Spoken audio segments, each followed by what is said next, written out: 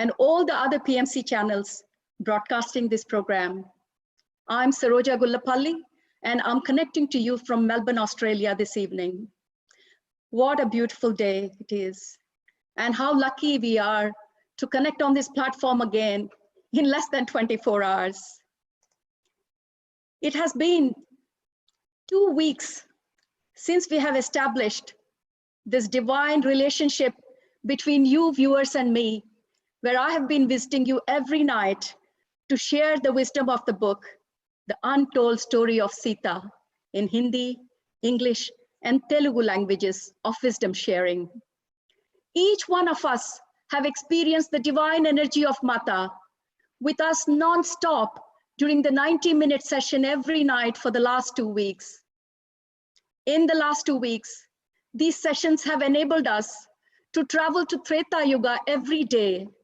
We have explored the palace of our Janak Baba and Sunaina Ma, ventured in the Videha forest along with Mata, traveled to Ayodhya and walked the streets of Ayodhya with Soma, been to Sarayu River and joined the beautiful ladies singing the chanting every morning for Mata, and what not. The one and only soul that made this all possible for us, my dear friends, is none other than Madam Dena Merriam, the author of this great, wonderful, and magnificent book, The Untold Story of Sita. My heartfelt gratitude to Dena Madam for giving us this jewel. My deepest gratitude to the universe for giving me the opportunity to share the wisdom of this book with millions around. These sessions have given me nothing but that all-encompassing love from all over the globe, to the extent that my viewers believe that I must be Soma in my previous incarnation. It gives me great pleasure to share with you all that we have Dena Merriam Madam with us on this platform today. Though she needs no introduction, it's my honor to say a few words about her. Dena Merriam Madam is the founder and convener of the Global Peace Initiative of Women, GPIW. Bringing spiritual resources, Sita has brought a shift in his consciousness, and whoever comes across this book would definitely go a shift in their consciousness too. It gives me great pleasure to share with you, great masters, to have a great conversation. No, I want you to have a conversation with her first. I would like to hear that. Please shoot. Begin your conversation with her. I have had my conversation with her a couple of days back. So you please begin to have your conversation. Okay, I wanted to say that my experience in writing this, there was so much to say about that, really so much to say about that. But one of the great teachings was the absolute outpouring of love. That is who Sita is, that is who Shri Rama is.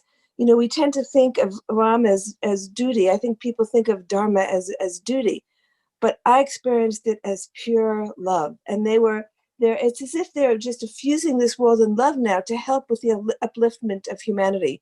We know we're in a kind of an evolutionary point now where we have to grow, we have to evolve in order to get to the next level. And their presence now in sending this love into the world is absolutely such a gift, and what we all can experience at this moment. We can really feel it, madam. Not only through book, even when we are not reading the book and we are just talking about those episodes that you have depicted so beautifully, we can live through every scene. Through you, you have really taken us to Treta Yuga. And on the streets that you walked in Ayodhya, I've never been to Ayodhya, madam, but through you, I feel that I have walked the Ayodhya streets. Through you, I feel that I've been to Raghunath temple. And when you were putting your head down on the ground, I saw myself in you, and I went back into Treta Yuga. I get very emotional on this subject, madam, and all my viewers know how connected I am to your book. I have no understanding why, but every time I open my mouth, every word that comes out of this book resonates every cell in my body, and I know why it is. I know all the answers, but amazing experience, madam. We just can't explain how thankful we are for giving us this jewel, honestly. And one thing I wanted to share on this platform, Madam Patriji sir, please jump in whenever you want to, but I will just like to continue this. Go ahead. This is your show. Yeah. The cyclic moment of time. Dena Madam, we have heard about this yuga several times in the past. Fortunately, we all come from a tradition that we know, not all, but at least to some extent about, the Vedic text, and we do understand yoga, the yugas. But the way you have explained the cyclic moment of time, which stole my heart, and I promise, Madam, the way I have explained to every viewer, they all thoroughly know what exactly you meant by the cyclic yuga.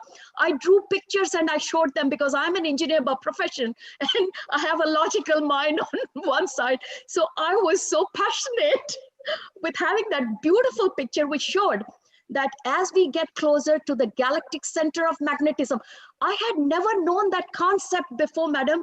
The way you explained, as we move closer to the galactic center of magnetism, and what correlation that has with the yugas from Satya Yuga to Treta Yuga, to Dwapar Yuga, and to Kali Yuga.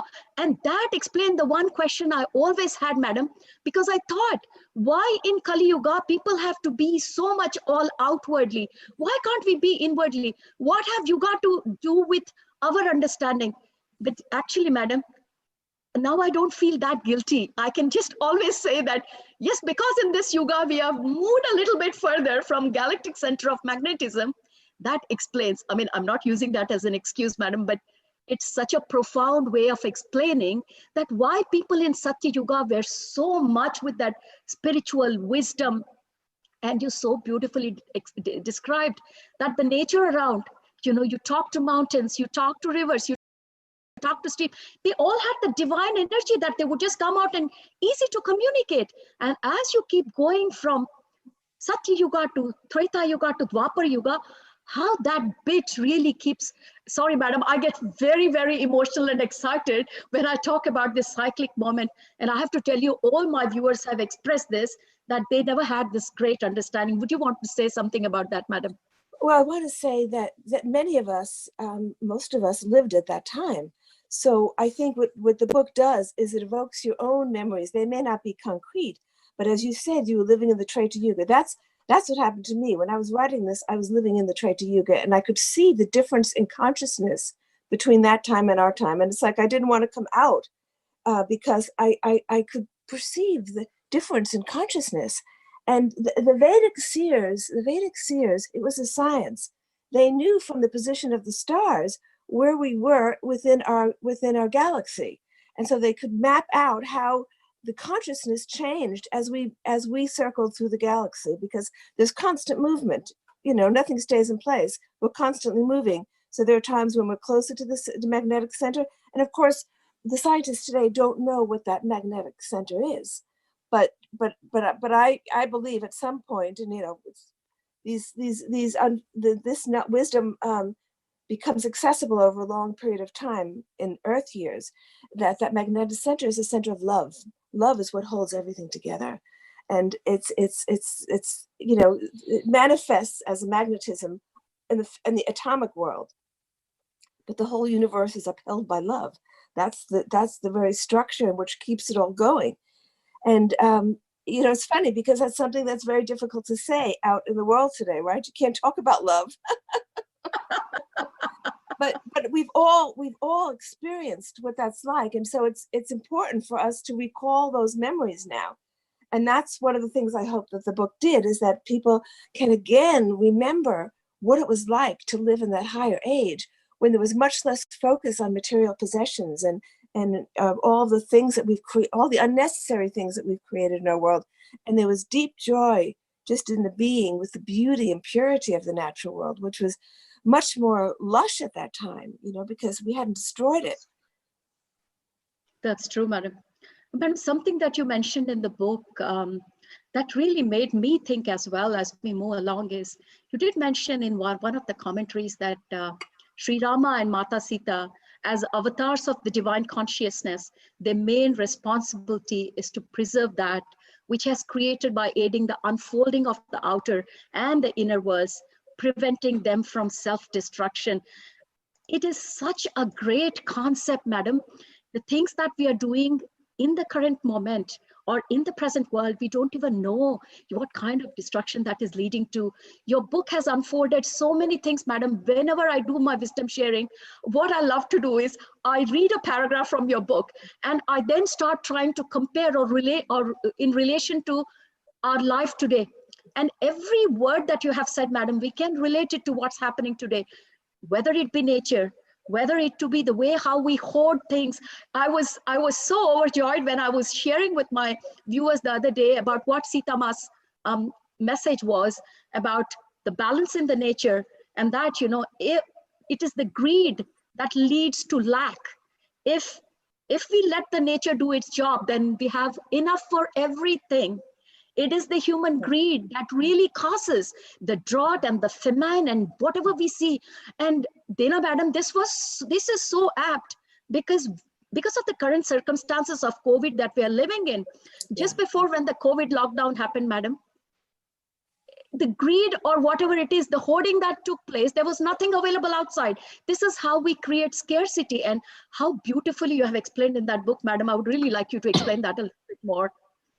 Well, it's people who, I mean, everything also in the higher ages, this is particularly true in the Satya Yuga, that the power of the mind, the power of thought, the power of word. I'm just finished another book, which is about the time of the Vedas, the Satya Yuga. And as I'm writing it, the power of word was so well understood. There was not any frivolous words. That the mantra, everything was created by mantra. Things were brought into being by mantra. So whatever was needed, you could create by using the power of vibration. How far we've come from that when you think of how words are, you know, the kind of words that are thrown around today, the words of hatred and all that. So we can create if we know ourselves. And Patriji said this in my conversation and the other day, or on YouTube that I listened to, that we are the creators. We don't know that we are the creators. And one of the things that I've discovered in my whole journey of these writings is that we create our situation. There's nobody judging us. We ourselves are creating life after life after life. This before I wrote the Sita book, I began to have many memories of my past births, and I was able to sequence them and able to understand the law of karma, which has always been an interest of mine. How does this work? Who determines what? And I came to see that we are the drivers of our own ship. We create everything in our life. Our past has created our present, and we are now creating our future. So we have to do it more consciously. And then when I was able to very much to my surprise to go back further in time, because in my first book, which is called My Journey Through Time, I went back 7 lives and was able to see such exquisite patterns. And I realized that if you stand above and look at your whole span of lives, it's miraculous. It's just incredible how people weave in and out. Things that you desired here come to fulfillment there. Dreams that you had there come to. It's just in a magnificent weaving, and Beautiful, madam. Yeah, and so then when I went back further in time and saw myself as the servant, and I said to myself, could this be true? I mean, the first time I started experiencing my past, I was a little bit of an investigator. I would check out things historically that I had seen, and just because the rational mind does operate, you know. And then I said, I don't know, am I channeling this servant, or but I lived that life. I actually lived that life of Meenakshi, and I just accepted what does it matter? I'm in the presence of Sita. She's recalling all this for me. And so I had to just accept give up my questioning, really. But I was about to ask that question, madam. I had that in my mind because I was asking you the question, which you answered me, that did you feel that you were channeling Meenakshi's energy while you were having this vision, or was it your really past life? But you've answered it so well. What does it matter? I can't say for sure. I feel like I lived that life. I actually, in writing it, relived that life. And whether I was channeling the Meenakshi or whether that had been a previous birth of mine, I can't say for sure. Madam, something that you mentioned in your book, which whenever I read this paragraph, I don't know, madam, I just can't speak words, but I just want to share that. And because I think that's got so much value as we move forward. So if you just bear with me, I want to read this, what has really blown me away.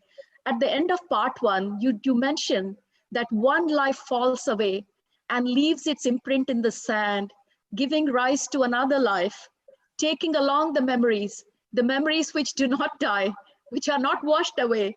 They simply sink to the bottom of the mind sea and rest there, folded in the many layers of mental sediment, until called forth upon to help the soul on its journey towards full awakening.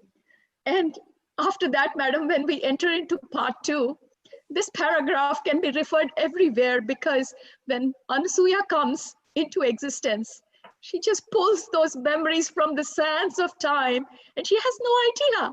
She doesn't know if it's instinct.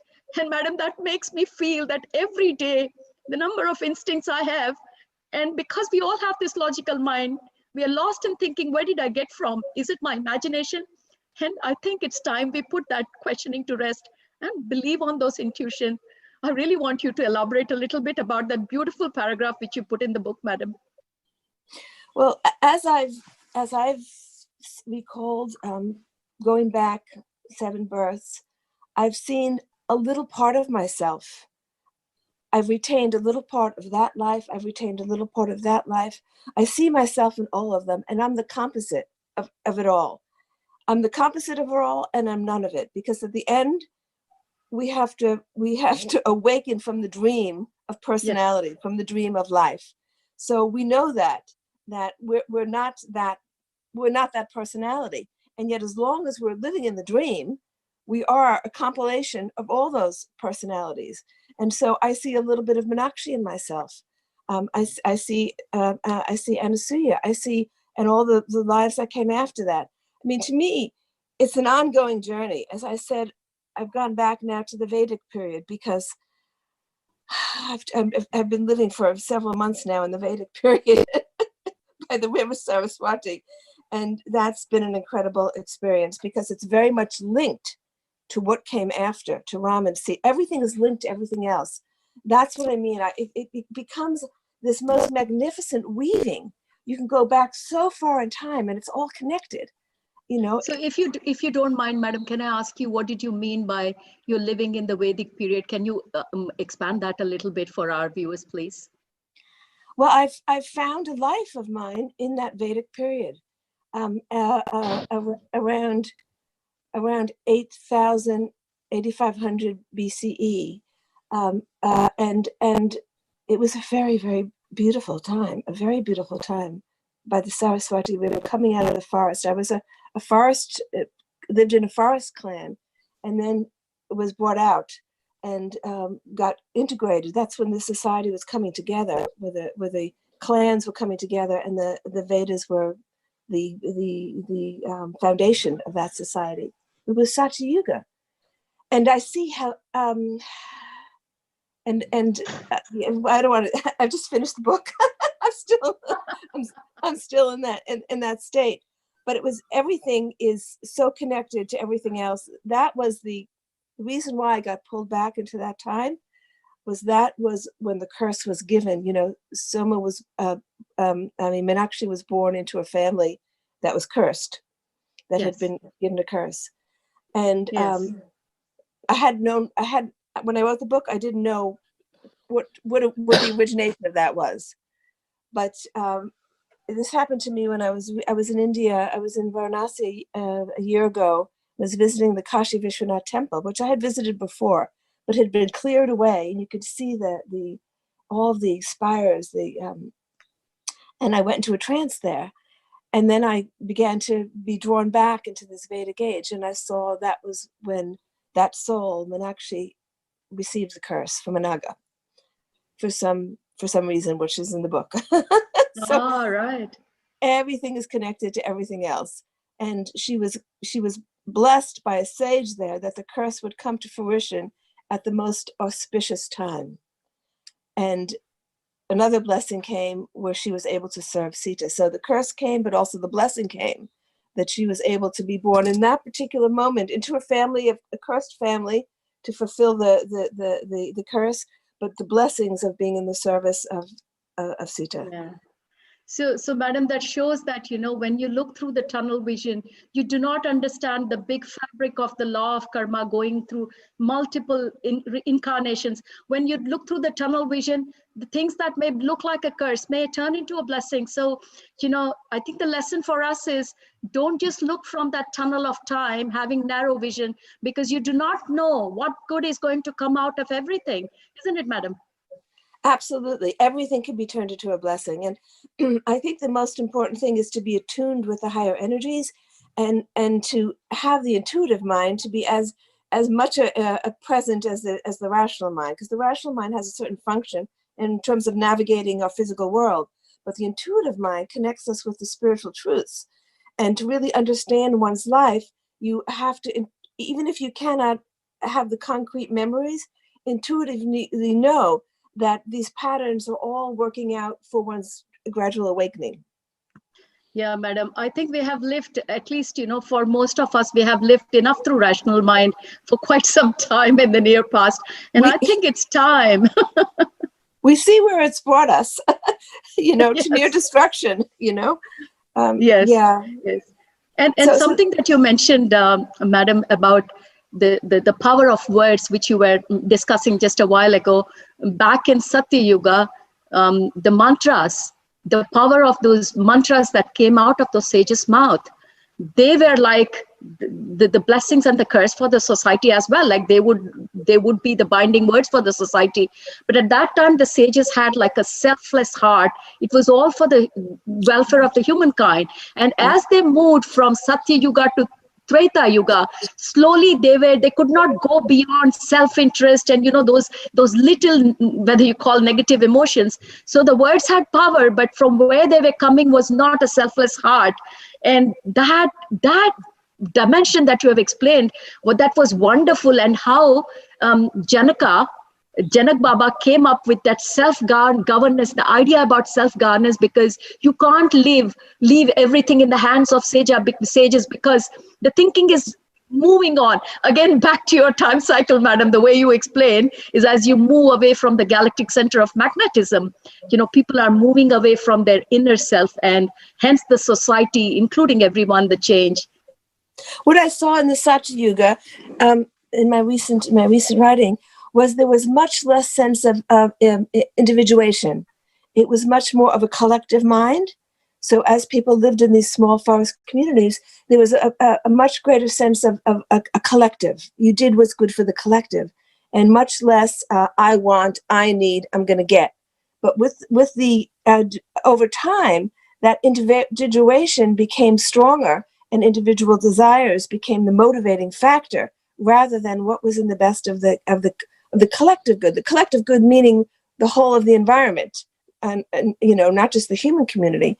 And so the ego was then being developed, and there may have been a need for that, in terms of human development. But it got to a point where such an extreme that now we see what a mess we're in, because greed is the dominant force in the world today. That's so true, madam. And I think it's the connection we have lost with nature. And Ma Vasundhara, as you have kept repeatedly saying, when you read the part 1, which is childhood of Sita Ma, one thing that comes across so clearly is what is missing in our lives today. We do not see ourselves as part of that big fabric that connects us to everything else, the part of the manifested or unmanifested world. Each one of us, we feel like we are a separate unit, a separate being. And I think there are multiple dimensions to it. On one hand, we all feel that we are so isolated and we feel lonely. But on the other hand, we are not even trying to come out of this loneliness to see that we are not alone. We are part of this big fabric. And when you read that part 1, my heart just melted, reading those incidents about when Sita Ma was less than a year. She could feel the pain of that furry animal in the forest. I mean, she couldn't even walk properly, but look at her heart. I mean, look at her connection with nature. And as we have moved along this descending arc, I don't know where we have left that, madam. I'm hoping, the hope that you have given us, that we have gone past the descending arc, and now we are entering that. I mean, I think that's one of the purposes of COVID, actually. You get hit on the head, and if you don't wake up, you get hit again. And if you don't wake up, you get hit harder. And it took this little microscopic virus to make everybody stop and pause. And, in the US, it's very painful to say, but what these meat industries are like, the way the animals are treated. No demon could think of a worse way to treat these animals, the way that they're killed and I mean, it's just horrendous. And yet, to me, it's hard to accept that human beings would do this to our brethren, and so until there's a deeper understanding of interconnection, really what that means, we use the word, but until we act in such a way that we understand it, and I think that's the crisis now, and I know that on the conversations that I'm having every day with people through Zoom, so many people are saying, okay, this is going to be the wake up. People are going to realize it, but we just hope that when it passes, people don't go back into the old habits of destroying the environment and treating animals with such atrocities, really, that we just have to pray that this is the wake up, that people, more and more people will understand. Yeah, one thing we are seeing, madam, fortunately, we are under the umbrella of such a great master, Patriji, who always keeps us on our toes, helping us, guiding us to go deep within us. So that's a reminder for all of us. And I'm quite happy to share with you that I, along with many brothers and sisters of this world, we are really enjoying this time of lockdown. I have never been this busy in my life, Dena madam. My schedule is like 24/7 full. And the other day, my husband was saying that I had more time with you before the COVID. You must be the only person. I said, no, this is the time to go within. This is the time so much to help the world. What is your reaction, and what are you seeing around the world, madam? Oh, when I talk to our spiritual community, everybody's experiencing that way. It has been it's been a gift in my mind, being able to, having to stay at home. I've been writing for hours and hours a day, just living in that reality, and was able to finish my book. And so to me, this has been such a gift. I'm able to tune into the collective suffering because every day I just kind of tune into what's happening. I'm an hour outside of New York. And so there's a lot of suffering going on there. So it's both using the time to remain inside and to in that higher state of consciousness, and yet connecting with what's happening for others, and seeing how we can get others to make, how we can really make the change. We have to come out of this with some changes. The society has to be reshaped so that we're not, putting poisons in the air and living such stressful lives. We have to find a way to use this opportunity to make significant changes in the way we live. Yeah, on that note, madam, I have to go back to your book again, because there are jewels there that has really touched my heart. And when we go back to part 1, madam, where Sita Ma's attachment to Vasundhara Ma, the Mother Earth, is shown. And this is one of the excerpts from that, which I would like to share now. She says, this is just before her Swayamvara. I mean, she has got her Swayamvara happening in the evening, and that morning, she's helping the farmer with the plow in the field. And she picks up this soil from the ground, and it's such a beautiful incident. She says, look at Vasundhara Ma, the gift she has given us. There is vital life in this soil that prevents illness, that keeps our body well, life that we cannot see or touch. As long as we keep our soil pure, disease will stay away. This is the gift of Vasundhara Ma.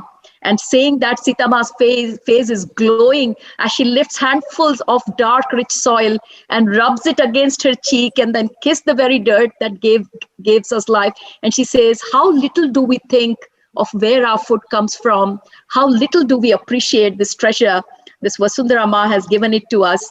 Madam, what a beautiful way to show that how little we have connection with Vasundhara Ma. We are not treating our mother the way we should be treating. I mean, would anyone treat the mother the way we are treating now? And what a great way Sita Ma is telling us. If you keep it pure, then diseases will stay away. Such a small common sense is not getting through us. Could you please elaborate on that, madam? This is such a passionate one for me. I came to see, these are in the early agricultural societies, agriculture, the growing of food was a gift. It was looked upon as a gift. It was the sun, it was the rain, it was the water, the rivers. When Janak Baba was taught by the rivers how to use the river water during the time of drought. All of nature works with us. When we're in harmony with nature, nature works with us. I think that is such an important thing to remember, because we're so out of harmony with nature. So nature is not supporting us. We're talking about droughts and in the US we have droughts, in the West we have flooding in other parts. It's because we're so out of touch. We've separated ourselves so much. It's craziness. I mean, it's like the human mind has gone crazy to think this way. And so coming back just to the basics, I mean, the soil in itself has microbial life in it, that if we don't put toxins in that destroy all that life, we have to work with the soil to on its own without putting in destructive elements, toxic elements. And so getting back to the basics of healthy soil and healthy water is, I think, the calling of the human community right now. I mean, that's what I mean, a dramatic shift. We have to take away from industrial agriculture, and back to being in touch, being able to touch the soil, connecting again with it. I mean, I have a large garden. It gives me so much joy, really, just to forget my mind and go out and plant my plants and look at the plants and work with the plants.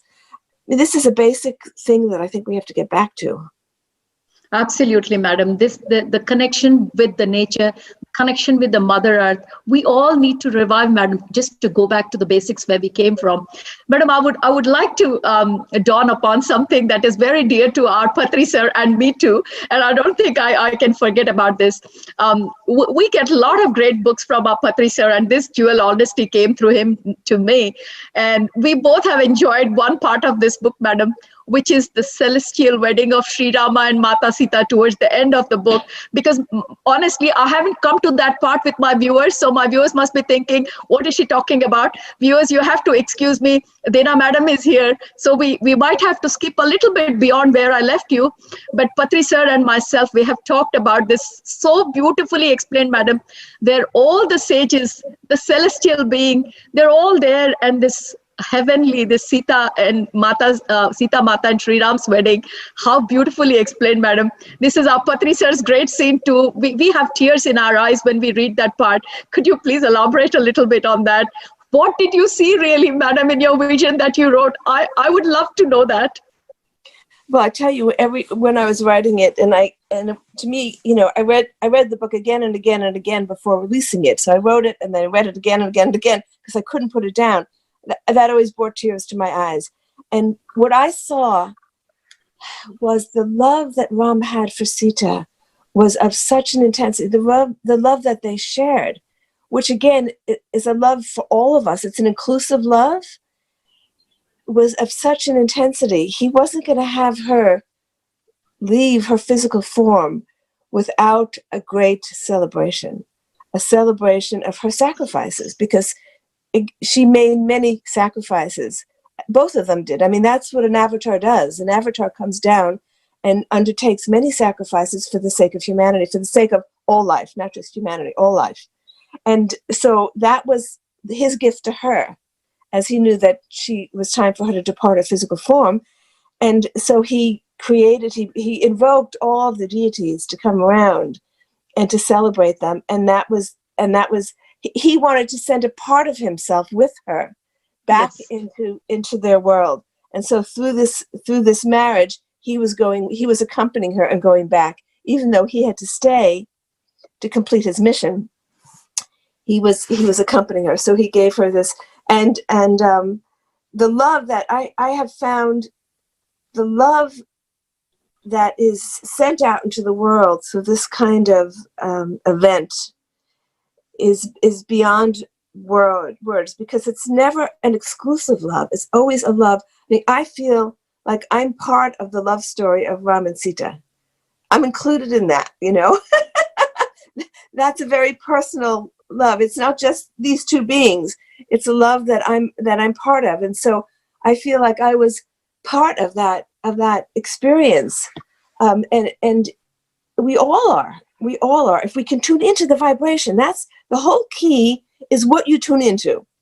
You know, if you tune into that higher vibration, and that love between Ram and Sita exists at this moment. It's not limited by time. It's an eternal event. So anytime you tune into that, you experience that tremendous outpouring. It's like the sun putting out its light. That tremendous outpouring of love can be experienced at any time, because it's an eternal event. I love the way you put it, madam. The same thing you expressed. You said, don't see this whole thing as something frozen in time. The love that we are talking between Mata Sita and Shri Ram, you can feel that love when you see it beyond their physical forms. And that's so true. We don't have to feel sad. I mean, you have been lucky to see them in vision. But for us, we are seeing them through you. And we do not have to feel sad, because that love that you're talking about, that you saw in your vision, we can feel it, madam. When I read this book, I could read like only one page a day. I'm being very honest, because the rest of the 23 hours I've been in trance. So I have enjoyed as much as you have writing this book. There's a scene in my at the end of my new book, which goes back to that moment. I'm remembering the moment of that celestial wedding, and we're each able to get a blessing at that time. During that time, everyone's blessing. Everyone can ask for a blessing, and so one of Ram's attendants, who becomes a very important figure for me later, not a Ram's attendant, one of the Rajas, another king's attendants, asks me, and I'm in the kitchen preparing the food, not participating in the celebration, and he pulls me out and he says, you have to participate in this. And I said, but there's so much work to be done to get the food. And he says, everybody is getting a blessing. What blessing do you ask for? And Meenakshi says, he's taking our beloved Sita away. She doesn't know that she's going to go. She's taking our beloved Sita away. The blessing I ask for is that I come to see him through her eyes, that I come to love him as she does. Oh. Oh. And I feel that was the blessing given to me, because my love for Ram is beyond expression. Madam, when you say your love for Ram is beyond expression, I still remember that dialogue that you have written when, as Anasuya, or not as Anasuya, when you were having your vision at the Raghunath temple, and you were a little 5-year-old hiding behind your mother's sari, and then Shri Ram calls you, and then he has given you the blessing that, you know, through him, you can get connection to Mata Sita and Shri Ram anytime in any life. What a blessing to have, madam. Those are things that are marked in red line in my heart. Like, what kind of blessing? Your blessing is just not limited with that one incarnation. It was a blessing given by Shri Ram. It's an eternal blessing. It's an eternal blessing. And when I've looked at my lives since, especially in the first book, when I go back, in every life, there's always somebody to provide that awakening. There's always somebody. And I think we all have blessings. We just don't see them. The other big lesson for me in the writing of this was the consciousness of gratitude, because we all have blessings in our life. And I shared my experiences, knowing that everybody, I mean, so many of us were around at that time. I'm not the only one. There were lots of people citizens of Ayodhya, citizens of Videha, Videha, a lot of people were around, and they all received blessings. There are similar stories. We all have such stories to tell. I remember them, others don't, but it doesn't matter. I sometimes feel that I've gotten these memories just as to show others who can't remember that this is my story is everybody's story, because we all have stories like this, whether we remember them or not. Yeah, that's true, madam. Patri sir, that celestial wedding I know is your favorite scene. Would you want to say something about that, sir? Not only the celestial wedding, but her final leaving the Earth planet. That's a great scene. Yeah, in meditation. Yeah. In that final moment, Rama comes and joins her. Yeah. Yes. When she is departing from the forest. Yes. That,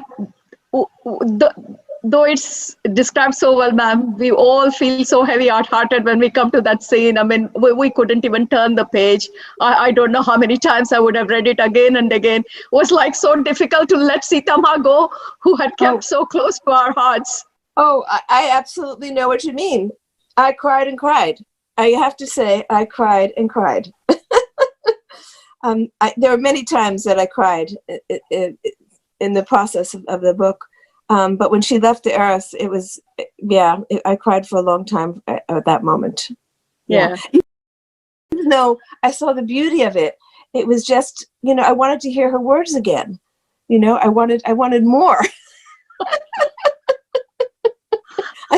I suppose that was greedy. We are all greedy like you, madam. Through your book, when we come to that part, we feel, oh my God, then what? But then what makes us feel happy is that's okay. That's not something frozen in time. Sita Ma is with us. Sita Ma is in Mother Nature. Sita Ma is in Vasundhara Ma. And more I read that, madam, it's really sinking in with me. It's resonating with me. And I find it much easier now to understand. But the first time I read the book, it took me a long while to really accept that it was that Sita Ma was leaving her body.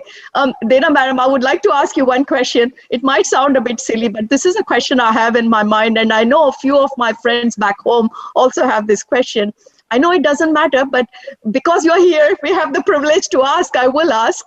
Now, this book that you have written, madam, was it like someone telling you the story that you were getting a kind of intuition in words and you were writing, or you were really living the scene, you were seeing the scene and writing? I was seeing the scene. I was actually seeing, and a lot of it came to me in meditation. It became a big problem, actually, because nice problem to have, ma'am.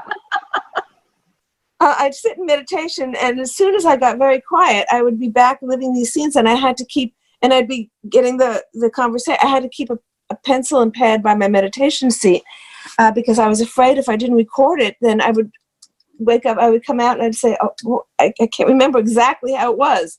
So I lived every word of that. I relived. Fantastic, madam. This question I always had, so I thought I'd better ask you before we move on. And this connection of Sita Ma with the nature, I wanted to ask you this question. I do understand Mata being part of this Mother Earth and her connection, but what about the others at that time, madam? Did they also feel the same connection that Sita Ma was feeling in Mithila? Just out of curiosity, what was the general public attitude like? Well, I think that there were other sages at that time, Sage Anasuya, who actually manifested a river. There's that story in there. So there were, in this Treta Yuga, there were quite a few sages who were helping with the evolution of society, creating the conditions where people could live happy lives. But the general population was at a simpler level. And so there was much deeper connection. I think simpler societies are very connected to the cycles of nature. But, they may have a simpler understanding. They may think, for example, the concept of the gods of Indra up there. It may be a more simplified understanding than of truly, book that I've just written, I actually go into a lot about Indra, because Indra represents the luminous mind, not a god up there sending down thunder and rain. But this higher self, this luminous mind, comes to test the sages and yogis. But to the general population, they would have thought that was the god up there, withholding and sending the rains. So I think for the general population, there was a simpler understanding of the forces of nature, deifying the forces of nature. And of course, there are spirits. I mean, the rivers. There are deities. There are nature deities. There are deities in the rivers, and Sita spoke to those deities. But I don't know that the general population would have been able to speak to those deities. Yeah.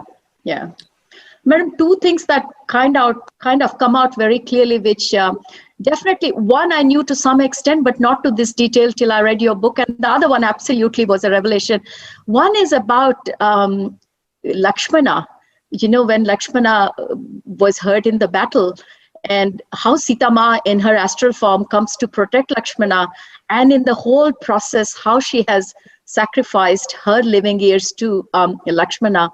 And that is something that just came as a big revelation through this book. And it shows the generosity of Sita Ma to the extent that she's given her lifetime, more than couple of years from her life to Lakshmana.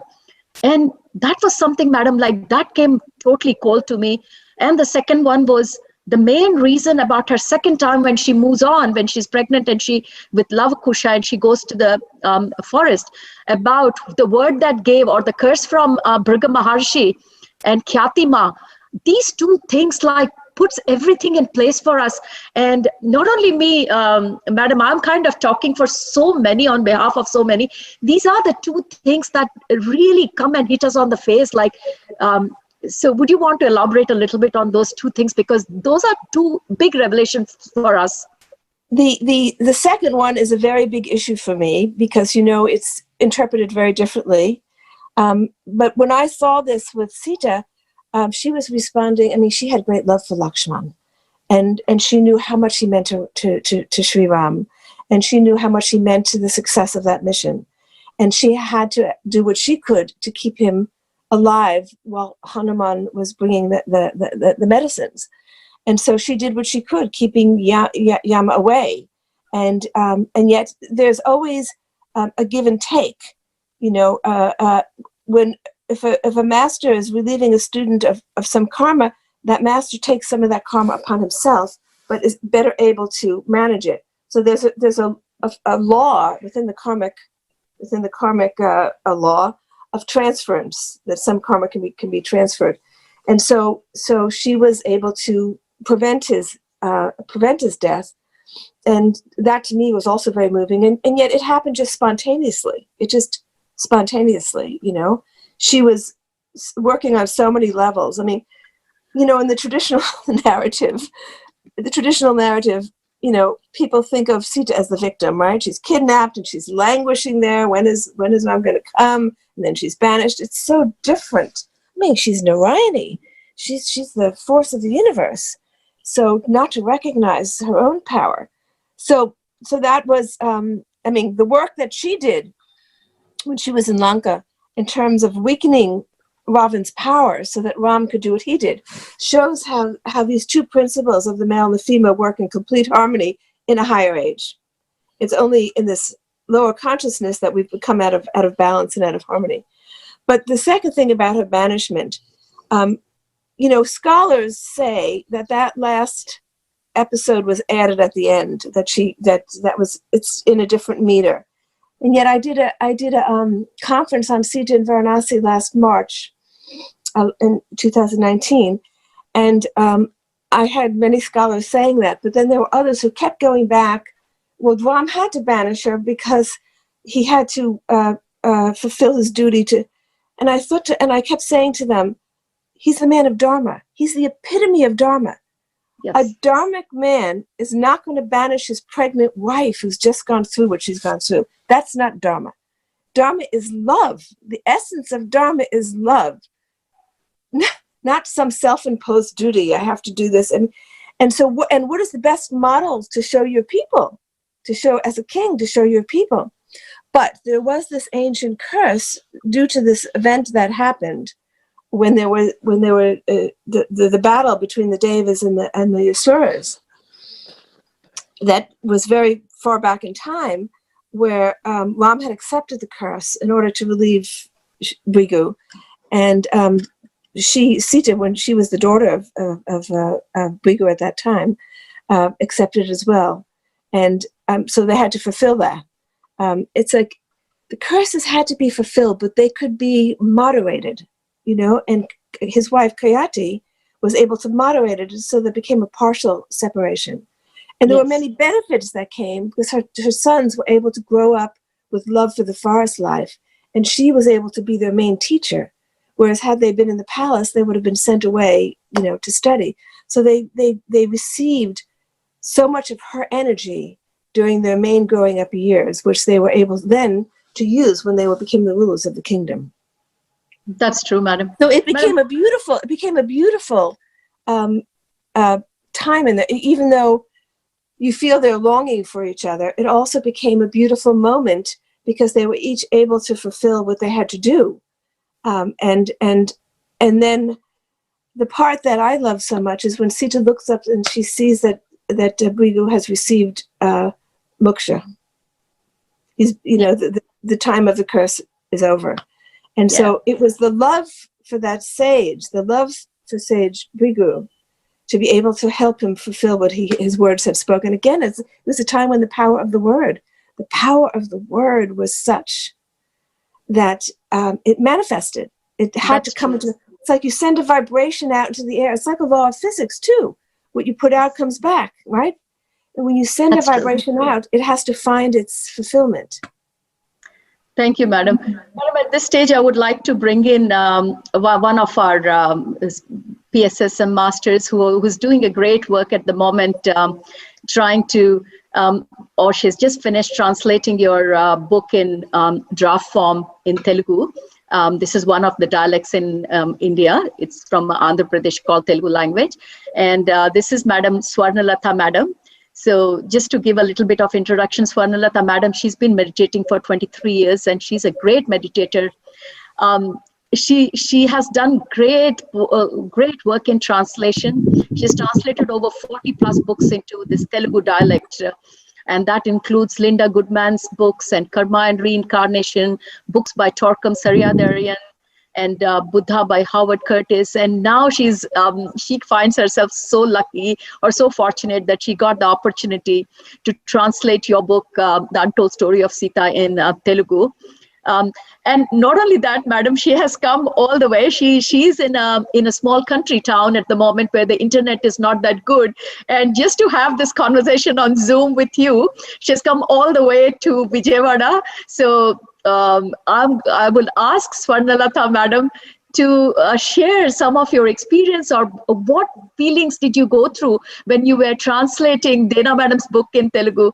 Swarnalatha, madam, over to you. Namaste, madam. I'm honored to meet you. Thank you. Shall I call you once as Meenakshi? You can. Dear Meenakshi, I'm very happy to be with you. And all through the days, I am with you and with Sita and with everyone on the book. Even in my sleeping state and in my awakened state, I am with you only, with Sita and with Rama, and everybody is surrounding me. They are with me, and I am not at all there in those 20 days with me. Those fellows, they came, they wrote, they went away, and they told, they corrected. I don't know what has happened. I'm just there as an alive body. That's all. The energy, the thing, see, the emotions. I can't say emotions, the love, the deeper love. I felt it. And one more thing I have to say, the love for the earth, it is there from me, from the beginning of my life, it is there. I don't want even anybody to keep pesticide on the earth. Everything. Yes, it reminded me. I think I relived my life with that Sita in that nature. I'm very thankful to you to give me this opportunity, especially for Patri sir for giving me this opportunity. Throughout my life, I'll go on his feet. Thank you. I'm so very grateful that you're translating the book so people will be able to read it who don't speak English. I really cannot express my gratitude. I mean, my hope is that people, as many people as possible today, feel this love for Ram and Sita that's continually pouring into the world, and that we have to tune ourselves into it in order to experience it. So thank you. Thank you. Madam, we have also got another great meditator.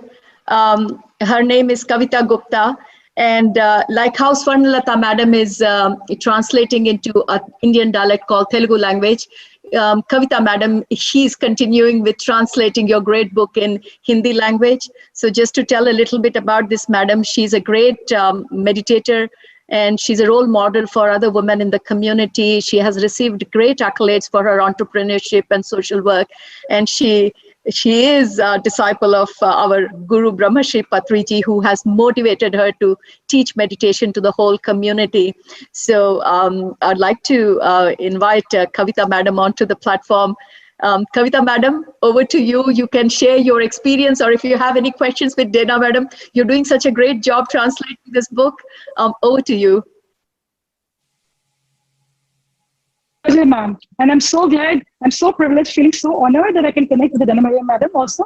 And I really wanted to, Patri sir, and my special thanks to Patri sir, who introduced this book to me. And the best part, in fact, after reading the book, when I called sir, I really wanted to know how he came to know about this book. And that was also so beautiful when sir told me that when he was, it has a habit to give books to people, to the audience, so to meditators. But sir said one day one small girl came to him and said, you give books to others, you read this book, this is my gift to you. And a young girl, some small girl came to him and gifted this book to him. And I said, definitely this was the energy of Mother Sita, who came in the form of a little girl and gifted this book to the entire India. Because after reading this book, I was so happy, I was overwhelmed, I was mesmerized. And that was something I really felt, yes, this is the true Ramayana. This is what it has to be. Actually, it is so authentic. Doing our Narayan, the divine union of Narayan and Narayani, whatever happened, what we read, being her, where she's been portrayed as a victim, which was kind of, not acceptable. I really felt sad, how Sita was, suffered throughout her life. And after reading this book, the entire perception is changed. And I could feel that every moment. And I think the maximum part, Sarojama, my big thanks to you too. The way you have expressed, the way you have, it's a great gratitude to you too. And it's lovely hearing you also. And we could connect to it. And we could really felt, and thanks to Merriam, and you have covered almost all the points, all the questions have been answered. Like whatever I was thinking, for me too, the best part of the book was the celestial celebrations, and that was out of the world. I could really feel connected, and every moment I really feel as if I was also part of it. And but ma'am, one thing, there are 2-3 things which I can also ask. I would like to ask Dena Merriam Madam also, since we are all meditators here, and part of PSSM, where we promote vegetarianism. And one part of the book, you spoke about the words right now while having a dialogue with her. You spoke about the words, the power of words, how it, matters, our thoughts, our words. But at the same time, food, like, Patricia keeps saying, like our food, we have to be cautious. We have to be aware of what we are eating. Like when Sita Ma, she drank that water in Lanka, Sujata gave her the water to drink, and she could, see the illusionary things what Raman wanted to, show her. So that part was also so important. And that's a takeaway for the entire community, for our meditator community, where they can understand how important our food is. Whatever we eat, what we drink, how important it is. So that's one question which I want Madam also to speak few words about that. And other than that, second thing, since she has channeled the entire book, she could connect with the energies of Ma Sita and Shri Ram. So how we can, as a meditator, get connected, stay connected, and get attuned to those higher realms, higher energies with the ascended masters, with the goddesses, because we know Shri Ram and Mata Sita are like the most adorable characters of the entire India. Everybody loves them so much. And once they could know and understand that with meditation, they can know more about them, they can love them so much. So I think it will be a beautiful gift to the entire humanity. So I really want to know, since she has experienced it, she has channeled it. So what's her guidelines for all of us? Thank you, ma'am. Thank you. I'm so grateful for your translation. I mean, I think that that's the challenge for all of us meditators, and that's why this time of retreat is so useful, because when we can withdraw ourselves from the world, the other reality becomes more real. It's only our engagement in everyday life that pulls us away, and the challenge is to maintain that state of mind no matter what we're doing, right? To maintain that connection. And so I think that's the challenge for all of us, and that's why, for me, I can't imagine living without meditation, because that's the time that I reconnect. And if I can reconnect first thing in the morning, there's a much greater likelihood that I'll stay connected throughout the day. And so to me, that's the key, is meditation, is to stay in tune with that higher reality. And how not to get distracted and distorted by our the outer and the physical reality what we are living in. I think we have to keep pulling ourselves back. I mean, there's so much negative energy going around, politically and violence. There's a lot of stuff to pull us out, and it's easy to get caught in it. And I've actually limited, I used to be an avid reader of the news. I limit how much I take. I want to stay aware of what's going on so that you can, send positive energy, but not to the extent where you get sucked into it. So I think it's just trying to create that right balance between how present you'll be in the outer happenings, and how much you can keep your center inside, connection to that. It's a balance that we all have to strive for day to day. Yeah, it's so true, madam. I mean, we all know that when we are in meditative state or in meditation, focusing on our breath or whatever the meditation form is, that becomes easy because you're totally not connected to the external world. The real challenge stands when you get out of meditation and start interacting with the so-called physical world. And I think that's where the word awareness comes into picture. Then, be aware of what you're doing, every moment awareness. And that's a great question from Kavita madam about how to make sure that we are on the track. It's easy to get pulled away, especially now when there's so much fear, because of this virus that's circulating. And so it's easy to get caught up in that. So we have to continually awareness, Yes. kind of check our awareness. Yes. Yeah. So I really wanted to share a little bit here with Kavita madam and Dena madam too. When we started this year 2020, madam, just around January end, I do some workshops online, and I had started Karma Yoga workshops sometime last year. So I thought I'll continue with Karma Yoga. But I was so surprised, madam, when I started jotting down the points for the Karma Yoga session 2 in February, my pen would not write Karma Yoga. It was writing awareness all the time. So I knew this message that I had to do workshop for awareness. And we started awareness workshop in end of January, and we kept doing it till April. And in between, this COVID thing has developed, and then the penny dropped. Why my pen was not writing Karma Yoga? It was writing awareness all the time. So great question, Kavita. It was the demand of the time.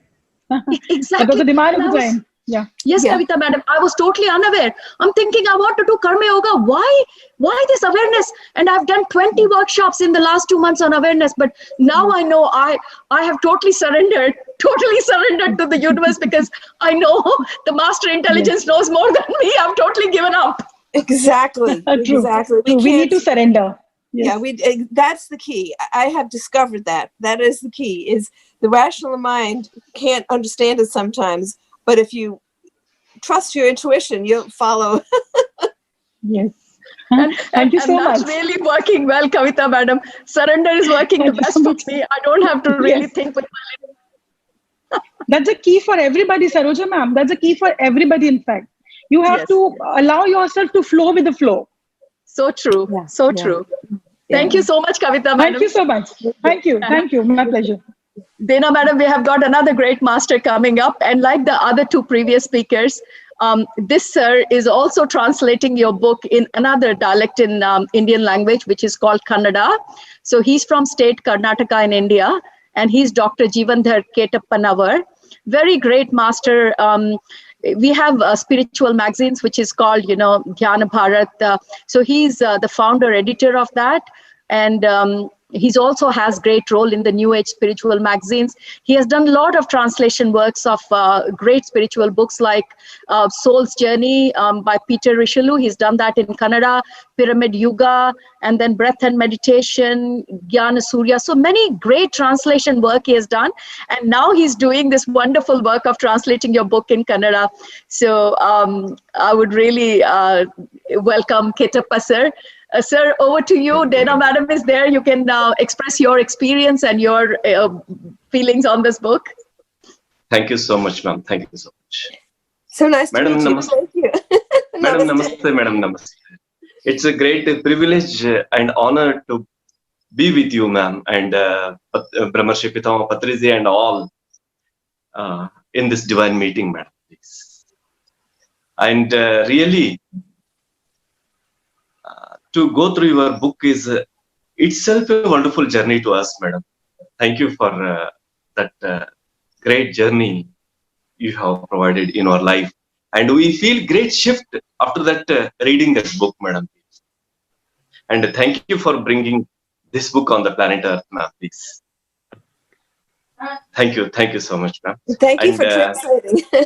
yes, ma'am. And my earnest feeling is, madam, one should read this divine book as a minimum eligibility to be in public service. What do you feel, ma'am, please? Because in every aspect, from small work to big work, because there is no difference between any work, but how to give the service, how to render the service to the planet Earth, every guidelines are there in this book, madam, what I feel. Everyone should go to this book. Everyone should. I feel. Thank you very much. I think that Sita, both Sita and Ram, but their life was the example of service. Everything they did was service. Everything they did was for the benefit of the whole. And to me, that's the purpose of them coming to Earth, is to be models for us.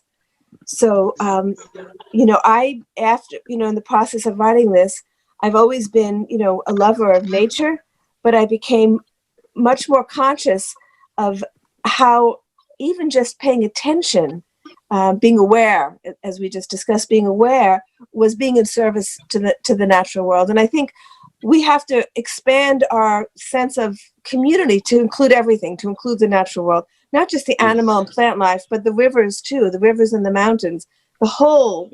We're all one. We're all connected to everything else. So we can be in service. It so much has to do with our thought and our intention. Just by feeling love toward a tree or the natural world, that's being in service to to this whole thing. To me, the greatest service is bringing that feeling of love into every place, into every interaction, whether it's with a human or whether an animal or a plant or the sky or the sun. I mean, I'm much more conscious of expressing love to the sun and to the moon these days, because we should have such gratitude, for the service they provide. Yes. So, to me, service is expressions of love. How do we express that love? Really. Thank you Ma'am, so one much, more. Ketappa sir. Yeah, sure. Go ahead. Yes, please. Ma'am, the changes in you before writing the book and while writing the book and after writing the book, what do you feel, madam, actually? Well, it was like Sita opened in me a spigot of love. She opened something in me. And so the experience was one of tremendous spiritual growth, actually. I say to myself, as many of you are saying, I was different before the book, I was different after the book.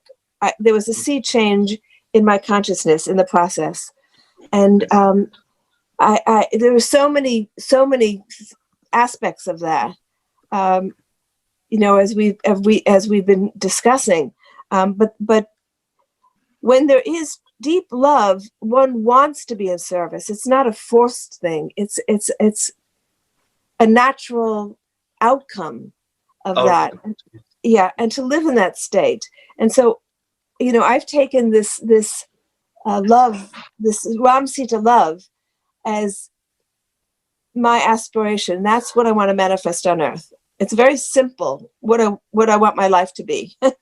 It's all become very simple. I want to be a manifestation of that love that Ram and Sita showed to us. Okay. And that's how I feel. It's a very personal thing. As I said before, this experience of love with Ram and Sita is toward us. I mean, I feel like I love Ram as Sita did. I love Sita as Ram did. And so being part of that circle of love is the greatest joy that one can have and the greatest thing to aspire for. So to me, that's what my life is about now. Okay. Kindly bless me, madam, to bring this book in the same vibration level, please. In the same vibration level. I will ask Sita to bless you, to bring the book, bring out her message through your translations. Thank you so much. Thank you so much, Ketappa, sir. Yes. Thank you very much.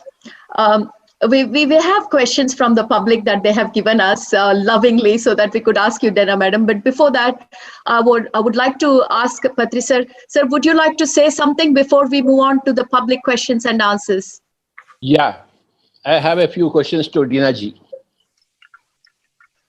I want to know about her parents and her childhood, which she experienced, about her parents and her childhood, please. Okay. My parents know very little about me. My family knows very little about me. They don't know that I write books. I grew up in a very secular Jewish home that was very much devoted to the arts. My father was involved with the arts. He was a businessman. He started a business. He brought all his children. I became a writer there, and but he was a very loving man and continually always encouraging me to write. And it was because of him that I got involved in the interfaith world. He was a good friend of the Secretary General of the UN, Kofi Annan, and when I became when I was young, I always had a spiritual desire, but my family was secular, and so I kept it to myself. I used to sit at night, even as a child, before going to bed, in prayer, but I didn't have the words. So it was my kind of like few minutes of meditation, just speaking out to the beloved. And I also saw the divine and feminine form, the Divine Mother. I always was searching for the Divine Mother. When I went to college and I read Yogananda's book at the age of 20, I said, oh my God, that's it. This is what I've always believed. I always knew that I had lived before. I was looking for the Divine Mother, and I wanted scientific practices to help me realize the truth. I didn't want dogma. I wanted scientific practices that I could do. So I started practicing meditation at the age of 20. My family was up in alarms because at that time meditation was not mainstream at all. They thought I had joined some cult or something. And so I kept it very quiet, away from my family. But then I got married. I had 2 children. I got divorced. I was supporting my kids. I had to go work for my father's company all the time, very seriously practicing meditation, several hours a day, studying the Gita, reading the Upanishads, Patanjali. So I was in my study period. And then when my Kofi Annan became Secretary General of the United Nations, he was a good friend of my father's. And the idea came to bring spiritual leaders to the UN to see how they could work with the UN. And my father offered me, he said, well, my daughter's so interested in spiritual matters, let her organize this. That's how I got involved in the interfaith world 20 years ago. But there were very few women there because they were big religious leaders. And the few women were not happy. And they said, we would like another summit where women have more voice. So we went back to Kofi Annan and said, the women want to have a second summit. And he said, that's a good idea. Go to the UN in Geneva, the Palais des Nations. So we did that. And out of that formed the Global Peace Initiative of Women. And everything came to me by surprise. I was a quiet yogi, never expecting to have a public role, very shy, much more of an internal person. I was a writer, I was a yogi. And then suddenly I'm thrust into the stage at the UN, bringing these religious leaders together. And then the women saying, well, we want to have a permanent organization so that we can do peace work. And so one thing led to another, but it was very much unplanned by my conscious mind. And throughout this time, I began having very concrete memories of my previous births. And it was rather disorienting because I actually relived those lives. It wasn't just, oh yes, I lived in here and I did that and that. It was like going through all the experiences again. And every life has positives and negatives. Every life has traumas. But I got to see the connections and I got to see everything that led me up to the moment. I got to see that in the past, I had been doing peace work in various ways, and that it all led up to the moment. In the past, I had been very much struggled as a woman to find my voice because all the lives that I had seen, I had been a woman to find my own voice. And then by creating this Global Peace Initiative of Women, I was able to bring to fulfillment that desire that had started in me many centuries ago. So I came to understand how this law of karma works. And of course, my family knows very little about this. They don't know about my books. They know that I spend a lot of time in India. They know that I have a guru. They know that I meditate. And that's become much more acceptable today. So they just know that, but they don't discuss it. I would like to know your experiences in meditation, especially meetings with yoga and the Paramahansa, if any. Yogananda. Well, in my first book, Journey Through Time, you know, as soon as I saw Yogananda, and somebody handed me his book when I was in college, I recognized him, and a deep love awakened in me, and I wanted to take Kriya, but there's a whole organization, and you had to wait and all of that. But I had an experience where Yogananda came to me in a dream and initiated me into Kriya Yoga. And then, of course, I also did it through the organization. But I've had many dreams of Yogananda. My relationship with him is very personal. It's outside of the realm of the organization. And then when I started remembering my previous birth, I had been born in Russia at the turn of the century. And I had been a refugee during the revolution and found myself in Europe, in Germany, when he was going back to India in 1936. He took one trip back to India in 1936. And he was giving a talk and I briefly met him in 1936 and then I died soon after. But as soon as I met him, I met him in that life. And I had a desire because I had come across the Gita in that life, and I was studying the Gita, and then I met him, and he was going back to India, and I wanted to get to America because I knew he was based in America. I very much wanted to get to America to learn meditation from him, but I got sick, and he came to me in a vision when I was sick, and he said, "I'm coming to take you to America." The war was raging, and it was very hard to get out. And I waited and waited for him to come to take me to America. And then I died. And as I died, I remember that death. When I died, he came to me and he said, I've come to take you to America. And in my journey through time, I describe that, and I describe my time between lives in the astral world. And then I felt him calling me, and I took birth. And he passed away a year later after I took birth. And so I remembered all that. And then I knew that wasn't the first time I'm meeting him. And I went back in time further to another life where I had been with him. He was William the Conqueror. I don't know if that's well known, but he was. It's well known among his devotees in England. And I was with him at that life.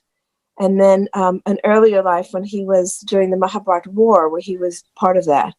And I was a citizen of Dwarka. This is all my history. Wow, and so wow. I met him at that time briefly, very briefly, just moments.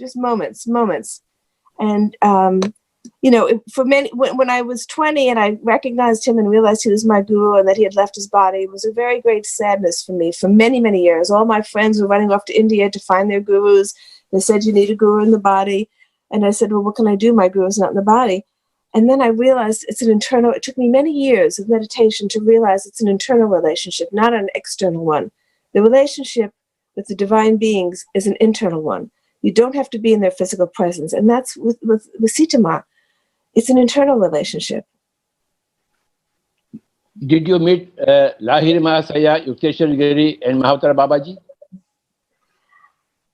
I have had an experience with Babaji, yes, which is probably the most precious experience I've ever had in my life, in this life. Yeah. Please. He's my. I have such love. I said I don't distinguish between Babaji or Ram. To me, the love is the same. I have such love for him, for Babaji. I think of him every day.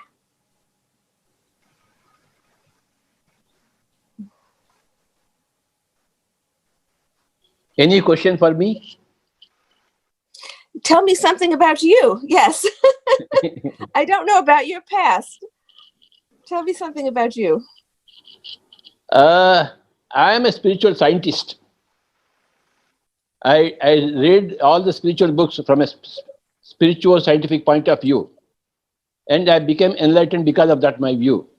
And I collect everybody's experiences. I teach meditation to everybody and collect everybody's experience, and that gives me a lot of knowledge. I am not a third eye master. I don't have any experiences in meditation. But I can understand everything about meditation. That must have come to me from my past lifetimes.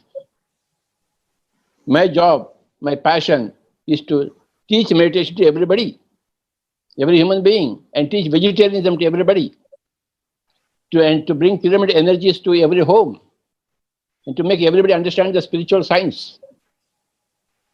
I am a teacher. My passion is for teaching. My passion is traveling and meeting all the people and teaching. I'm not a sitting yogi. I'm a traveling salesman for all people like you. That's why I get a lot of commission from you when I promote your book. I'm a salesman, ma'am, and a scientist. I'm not a third eye yogi. But it's my joy to meet all the third eye yogis. All pyramid masters are third eye masters, and it's a joy to be with them. And we hope to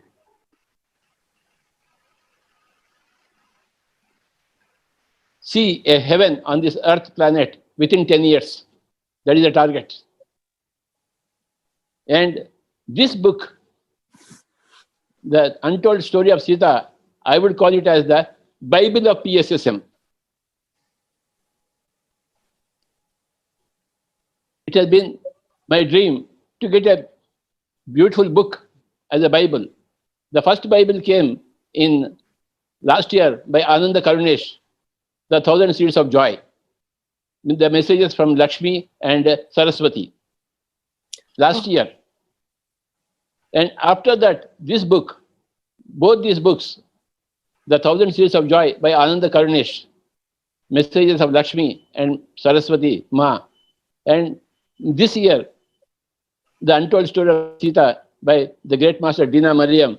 These two books are the Bible for Pyramid Spiritual Society movement.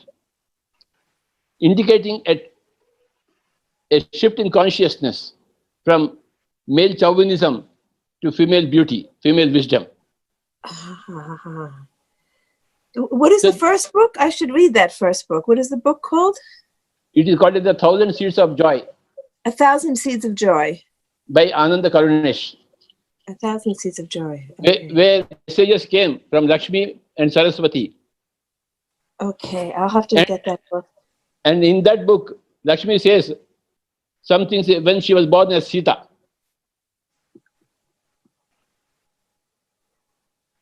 So, Okay.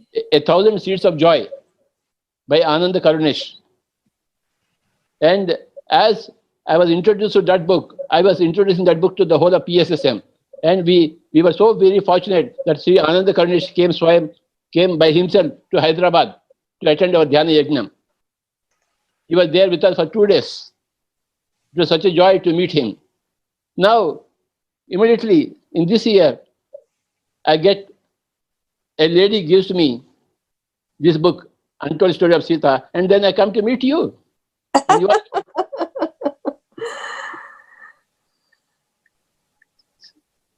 PSSM, Pyramid Spiritual Social Movement, has been built by me for over the 40 years. We have got thousands and thousands of masters, third-eye masters in our organization. They have all done a lot of work. They have written their experiences. They have translated books from other languages. They go to villages day and night, meet everybody.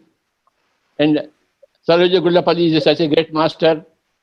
And Karnalata madam, you just now met. And also Ketappa, Dr. Ketappa.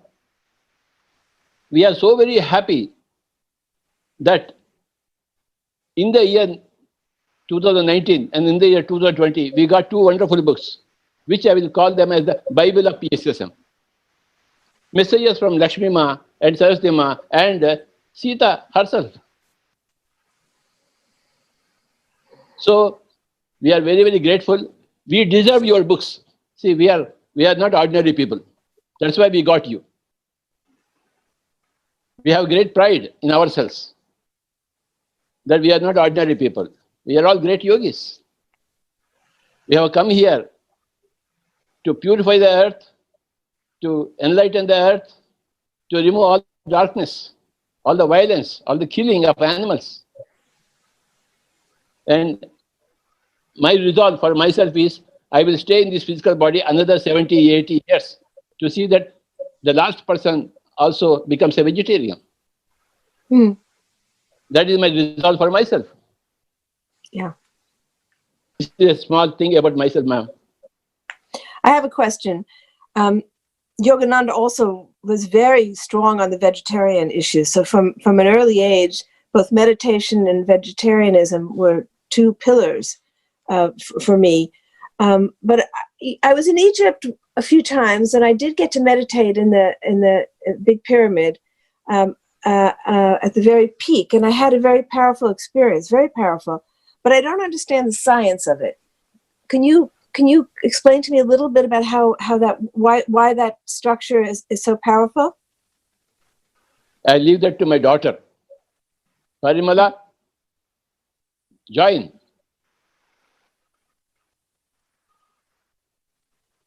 Is she there? I don't know. Anyhow, this is the subject of sacred geometry. There are 2 types of geometry: asymmetrical, symmetrical geometry. Asymmetrical geometry has got less energy. Symmetrical geometry has got more energy. And among all the symmetrical geometrical structures, the pyramid has got the highest. And among all the pyramid angles, the 52 degrees angle has the highest energy as far as Earth planet is concerned. There is so much research going on all over the world on pyramid energies. Now we have got hundreds of scientists working on this pyramid energy. I came across a book, The Secret Power of Pyramids, in the year 1982. Before that, in the year 1980, I read the book by Dr. Paul Brunton, who spent one night in the Great Pyramid, Egypt, in the King's Chamber. Dr. Paul Brunton is the person who introduced Ramana Maharshi to the whole world. Yeah. And he spent one whole night in the Great Pyramid, Egypt. So there he had wonderful experiences, beautifully written in the book, A Search in Secret Egypt. So that was my first introduction to pyramids in the year 1980. Then in the year 1982, I read a small book, The Secret Power of Pyramids by Bill Schull and Ed Pettit, two American masters, scientists. So then I was hooked onto pyramid energy. I did my own experiments with the small pyramids, keeping a tomato inside the pyramid and then a tomato outside the pyramid and seeing the effects of it. So I replicated all the pyramid experiments in the year 1982-83 using small cardboard pyramids. Then in the year 1990, we could construct a RCC pyramid, 30 feet by 30 feet in my place where I was working in Kurnool. And that is the beginning point for this pyramid spiritual society movement. Now it is worldwide. Now there are 20,000 pyramids in 20,000 villages. Amazing. Yeah. And pyramids are wonderful things. Just the other day, I heard a small experience about the pyramid power. One guy lost his cell phone. It was found in the water for one day. After two days, he removed the cell phone and he kept it in the pyramid for one day. It started working again. Really? Wow. Only 2 days back, I heard this experience. So in my 30 years experience, I've heard many thousands and thousands of experiences of healing, of preservation, of meditation, whatnot. And I am only one person in the whole world. There are so many persons like me who know everything about pyramids. Pari, Yes. my daughter is there. Continue on pyramid energy. Yes. Thank you. But first, before I say anything, I'm very, very grateful. We are watching this live. Everybody is watching. There are 100 people right now, 111. I just saw people watching. It's incredible. Thank you so much for Saroja Madam, Dena Madam, and Patriji to come here and do this for us. So pyramids, as the name Pyramid Spiritual Society's movement, pyramids has been the biggest influence in this whole movement because of the sacred geometry, as he mentioned, and the power. I mean, this is a very ancient technology that has been used in all the civilizations that we know: Atlantean, Lemurian, Sumerian, all the civilizations, and also been found in all other planets around the universe. And significance, it was found on Mars, Jupiter. In fact, there are photographs on NASA website. If you really dig deep, you will find these pictures which are not being commercialized. Interesting. So interesting. Wow. Yes. So the technology basically works as an antenna to draw in the cosmic energy and create scalar fields, torsion fields, to amplify the prana, the orgone, or the chi, whatever we call it. And it has amazing benefits for meditation amplification, for the experience amplification. People have known it for preservation. It was, and by the way, Giza was never found to host tombs or mummies in pyramids. Right. So the technology is basically to harness this cosmic energy and act as this antennas to be portals, different portals to switch, access different frequencies, dimensions. And I get it. Yeah. And as he said, there are thousands of people who have experienced this, not just in our movement, but across the world, and have documented the evidence of it. So, so this is one of the most scientific part of the movement, because we are teaching spiritual science, and the science comes in when we talk about this sacred geometry. You said it very well. Now I get it. Look forward to meditating in your pyramid. Yes. And Pari, tell about yourself, where you are born and all those things, how you got. yes. I'm gonna keep it short because we are almost at the end of the call. But I wasn't prepared for this. Just to be, I wasn't prepared to be on screen. So I was born in Hyderabad to my wonderful parents, and then I grew up. I literally grew up. When I was born, I believe he was already in the path of his pursuit of purpose. He was already awakened, and he started teaching meditation. So as I grew up, I grew up learning about meditation. I grew up learning about the spiritual science. That was something always around me. And then we went to this place called Kurnool. It is a small town from where I lived. And this is the first place where the first pyramid came into place, and also the birth of Pyramid Spiritual Societies movement happened.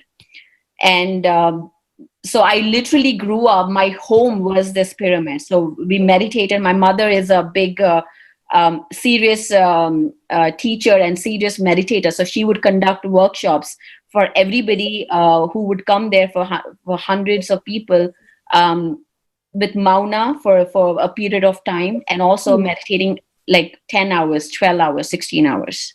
Wow. Yeah. So I grew up in that environment, and that was it was a very challenging thing, but also we enjoyed doing that as children.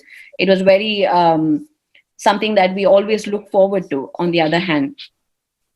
And so one of the things that, as he mentions, all these principles about reading books, vegetarianism, basically how I took up vegetarianism is that we all have free will, and we do not have right to interfere in others' lives. It is not about right or wrong. It's just about the choices that we make in our lives, and not interference was one of the biggest principles that he taught us growing up.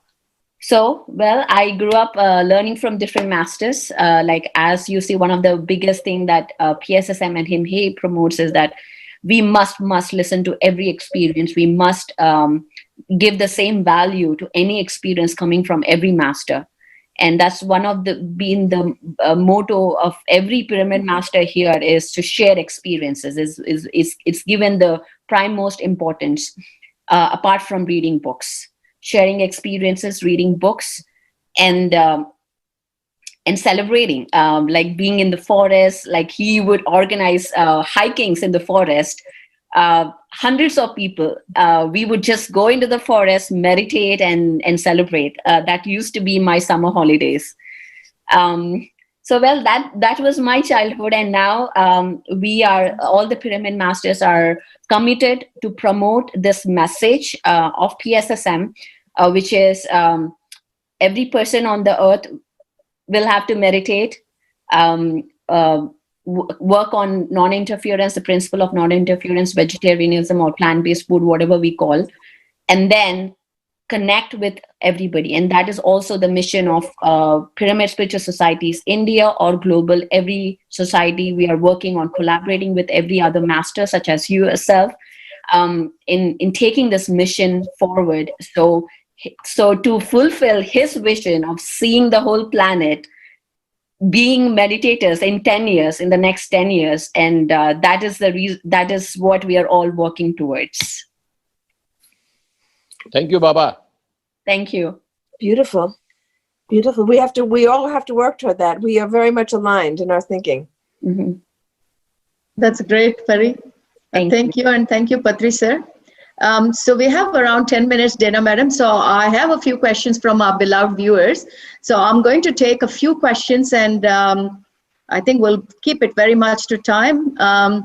One of the questions that has come from Geeta Sharma from Varanasi, India. She says, how can a modern age woman identify or relate herself in the current times with Mata Sita? How can a modern age woman? Well, I think, Sita demonstrated great strength, great love, great compassion, great strength. And I think the qualities, a complete balance, really. To me, the relationship between Sita and Ram is a model for all of us in our relationships. this harmony and balance between the male and the female, where one is not overbearing, not the male or the female, because there could be a reaction where the female also is reactive to some of the repressions that women have gone through, and that's not healthy either. So how do we get over that and become strong and confident? I know it took me many lifetimes to be able to come into my own as a woman, to find my voice as a woman.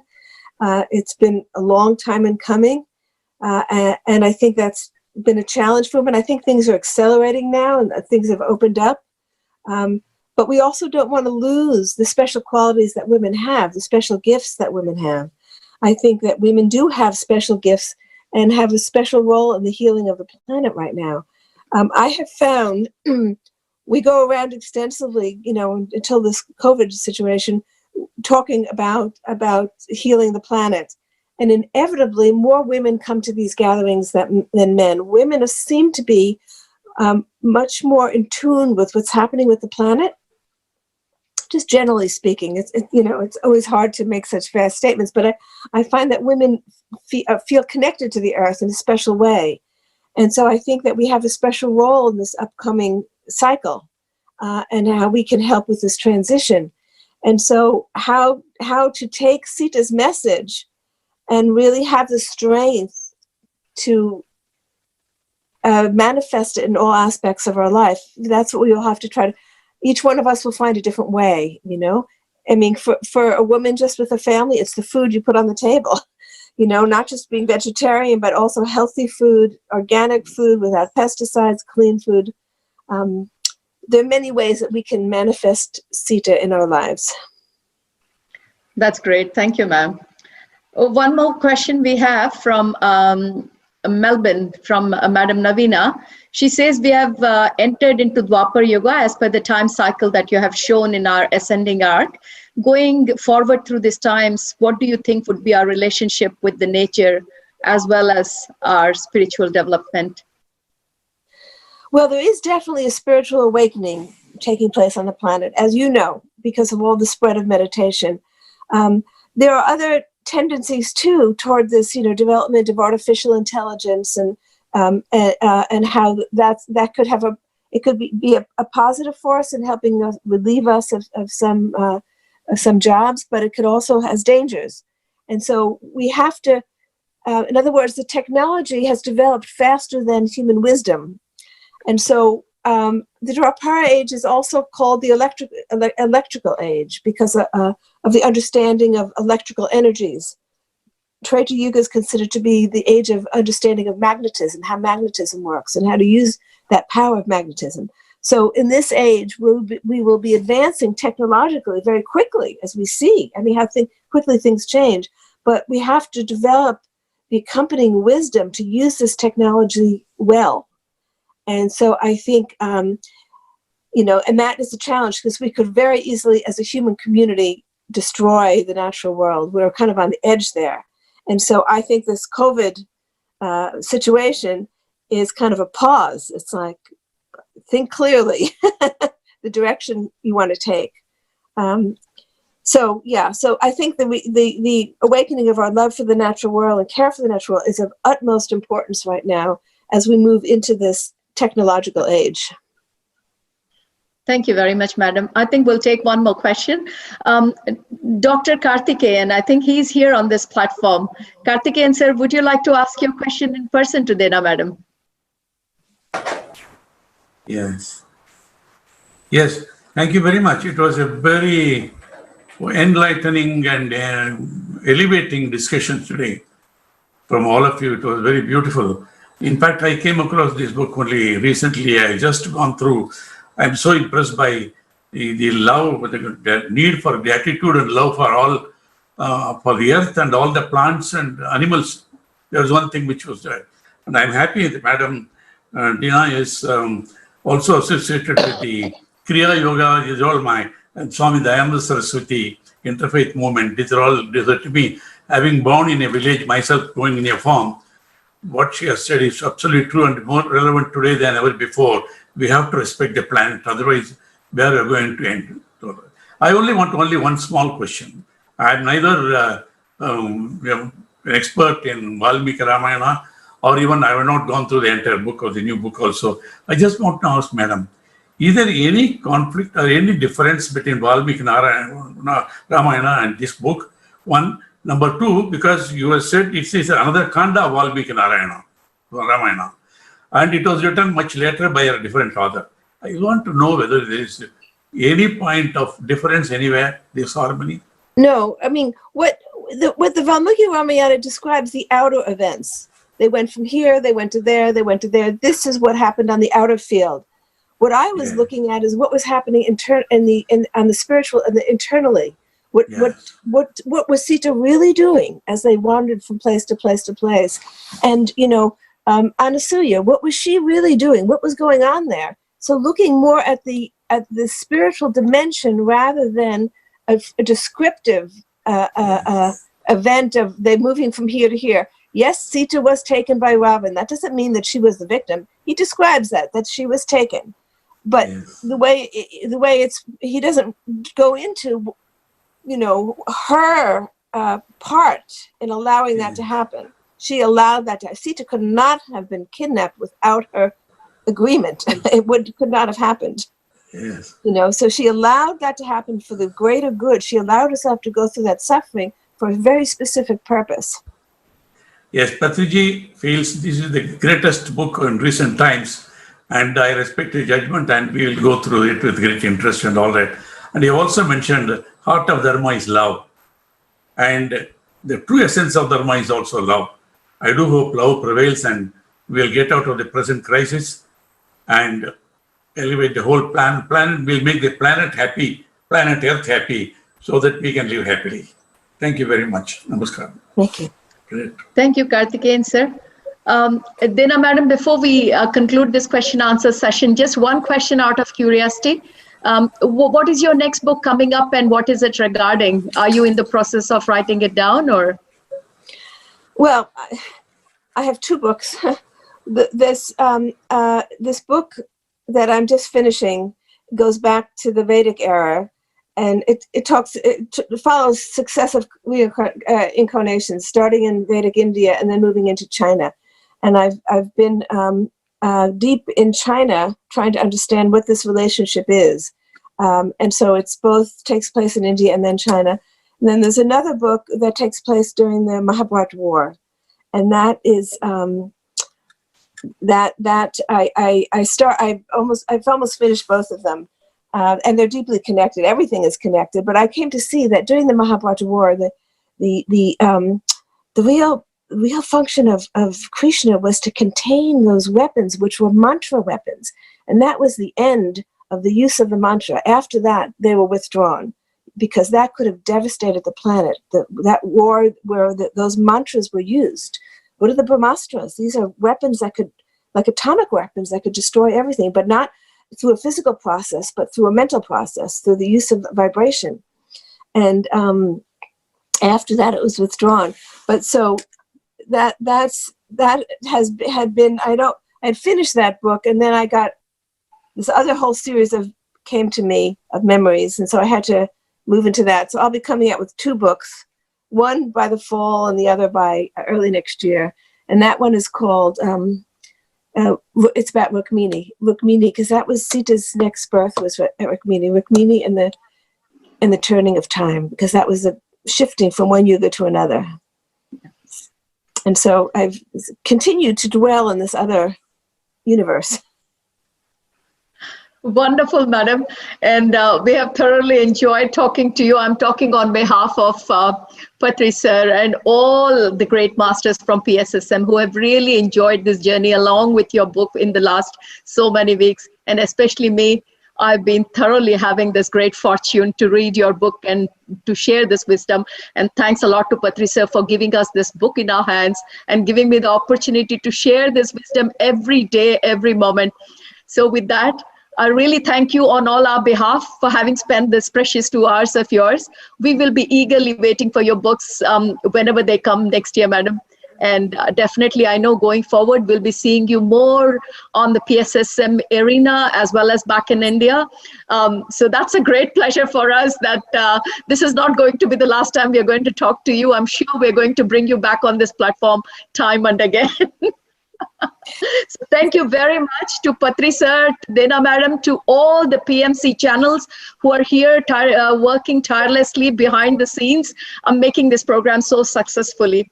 Thank you very, very much. May you all stay well and healthy. Thank you.